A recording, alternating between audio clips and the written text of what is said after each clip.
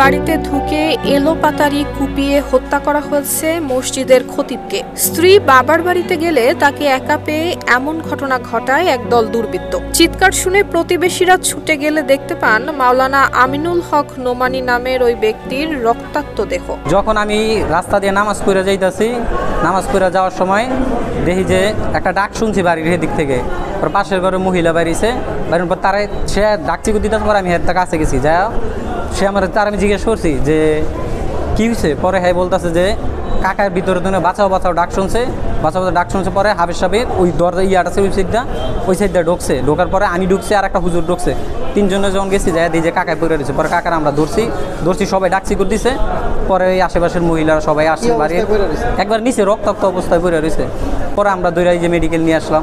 ওনার মতো একজন বিজ্ঞ আলেম এবং ভোলা আলিয়া মাদ্রাসার একজন মুহাদ্দিস, তার এই নৃশংস হত্যাকাণ্ডের আমরা দৃষ্টান্তমূলক বিচার চাই এবং প্রকৃত দোষীদেরকে দ্রুত সময়ের ভিতরে আমরা বের করার জন্য প্রশাসনের কাছে আমরা দাবি করছি।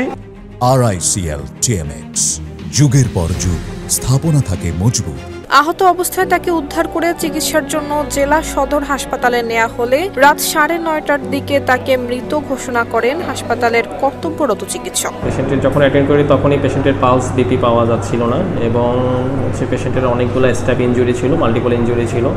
সবচেয়ে বড় যেটা ছিল হচ্ছে গলায় এবং খুব সম্ভবত ট্রাকিয়া ইনজুরি হয়ে গিয়েছিল, সাথে বুকে, পেটে, হাতে অনেকগুলা স্ট্যাব ইনজুরি ছিল এবং এক্সেসিভ ব্লিডিং হচ্ছিল। তো আমরা পেশেন্টকে ইমিডিয়েট ক্লিনিক্যালি অ্যাসেসমেন্ট করে পেশেন্টকে ভর্তি দেওয়ার ব্যবস্থা নেই এবং তাকে স্যালাইন পুশ করার আগেই এর মধ্যেই পেশেন্ট এক্সপায়ার করে যায়, মানে পেশেন্ট মৃত্যুবরণ করে। আমরা হাসপাতাল কর্তৃপক্ষ এবং অন্যান্য যারা স্টাফ আছে সবাই মিলে চেষ্টা সত্ত্বেও পেশেন্টকে বাঁচানো সম্ভব হয়নি। 6 সেপ্টেম্বর রাত 8:45টার দিকে ভোলার চরনোয়াবাদ সংলগ্ন বাপ্তা 9 নম্বর ওয়ার্ডের রাইস মিল সংলগ্ন বাড়িতে ঘটে এমন ঘটনা। মাওলানা আমিনুল হক ভোলা সদর উপজেলার জামে মসজিদের খতিব এবং ভোলা দারুল হাদিস কামিল মাদ্রাসার মুহাদ্দিস ছিলেন।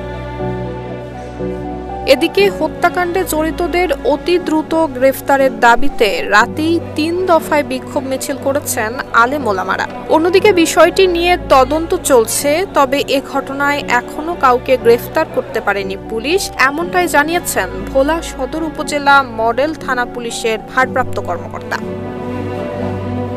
নুসরাত জাহান মেহেক, ঢাকা পোস্ট।